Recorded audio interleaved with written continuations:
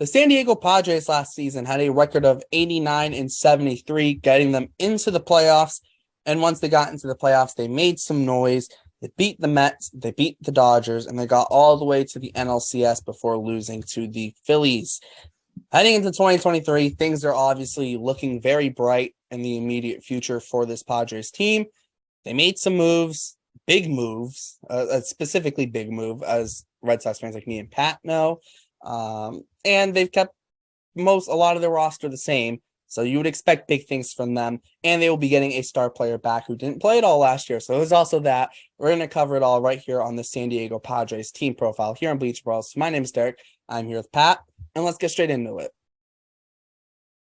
So as I said, 89 and 73 was the Padres record last year. Obviously, 89 and 73 isn't amazing, but it got them into the playoffs. And once you get into the playoffs, they had more than enough talent to make a run, and that's what they did.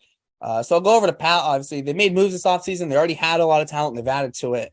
You look at this roster, who are three key players for them? Maybe we'll even go 4 or 5. Who knows? Because there's so many of them. But out of the guys you're picking, which one is going to have the biggest impact for this Padres team? Listen, I, as a Red Sox fan, will miss Xander Bogaerts. Okay. I will not miss him in year 9 of his 11-year contract. However, what they're thinking about right now is this year, next 2 years, next 3 years, right? I think they got Juan Soto for at least 2 more years, right? And so a 1 through 4, some combination of Tatis, Soto, Bogaerts, and Machado. I know there's talks of Machado leaving at the end of this year, right? But you look at that for 2023, arguably the best 4, probably the best 4 in Major League Baseball. I mean, like, that is some talent. You got the wrong guy playing shortstop, but that's a different story. Like that, you cannot, I don't think you can touch that. And so, yeah, like I think there's plenty to poo on when it comes to, 2036, right? But right now they're trying to win the 2023 World Series, and that is a hell of a 1 through 4. It's not like it just drops off from that point off. Or that point on, rather. I mean, this is a team that has some depth. I mean, to talk about some of these offseason moves, right? You've got Carpenter, Cruz, right? These are some guys with stuff to prove. I mean, like, Derek's going to talk about the rotation in a second. I know that he is, right? I mean, this is a stacked team. And I think this is a team that wants to do it. I think it's a hungry team. Yeah, I mean, look at it. Also, the rotation. Darvish, Joe Musgrove in the bullpen. You got Josh Hader in the back end of that pen. It's nasty. And even to, I think, though, the big guy for this team, and Machado finished, second MVP voting last year. And that feels wild because I don't even think he's the best player on this team. I still think Juan Soto is the best player on this team. And I know he had a down the crazy thing, he had a down year last year, and he still had, I think, a 400 on base percentage. He hit 240 and had a 400 on base percentage. Let that sink in for a second. Like, he had a 20% walk rate. The next closest out of qualified batters was Aaron Judge with a 15-point-something walk rate. Like, he still gets on base and still produces even in a down year. It was a down year, big down year by his standards. But I've gone out on a limb. I've said this a couple times. My bold predictions column that I wrote, it'll be about a month ago or maybe longer than that when you guys are seeing this video. But I said Juan Soto is going to flirt with a 500 on base percentage in 2023. I've said that he's going to win the MVP in 2023. Juan Soto, the talent is so immense. I think moving back to left field once Tatis comes back is going to be huge for him. Less defensive responsibility too in left field than right field. At least that's how I feel about it. So I think you start looking at the team. Nelson Cruz at being there, I think, will help too.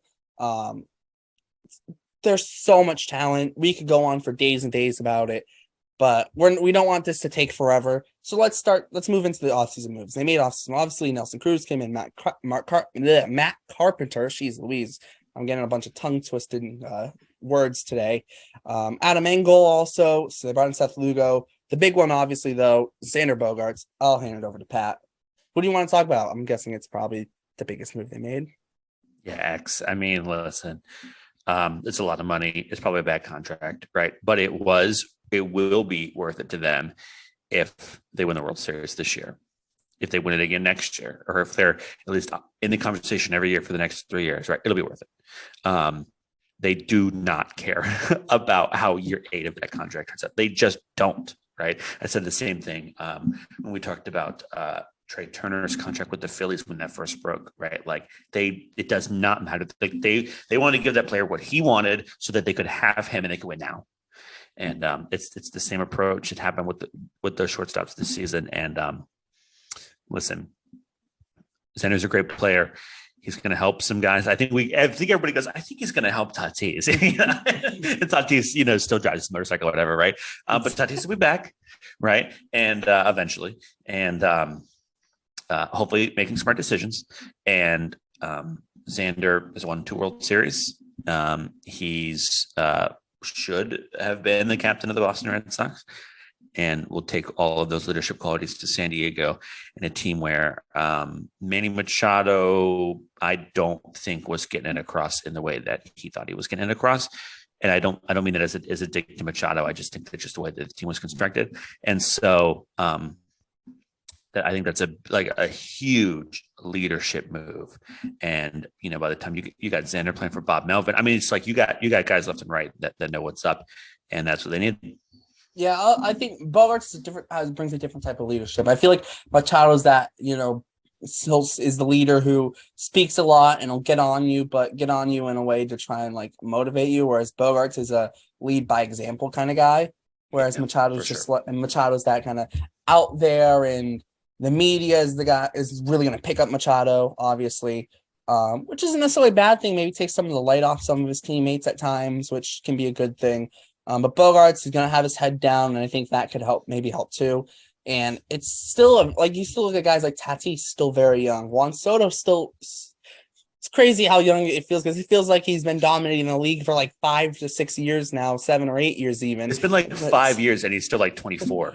yeah, exactly. So yeah, obviously I think Xander Bogaerts is the biggest move they made this offseason. There's a lot of repercussions of that move. Ha-Seong Kim moving to second base, Jake Cronenworth moving to first base, Fernando Tatis Jr. seemingly moving to right field, Soto moving to left, which I do think will help, but he's still moving back to left. Trent Grisham had to get his number changed, although he did willingly give up number 2. That's a little kind of funny, sneak it in, because Grisham had to get his number changed.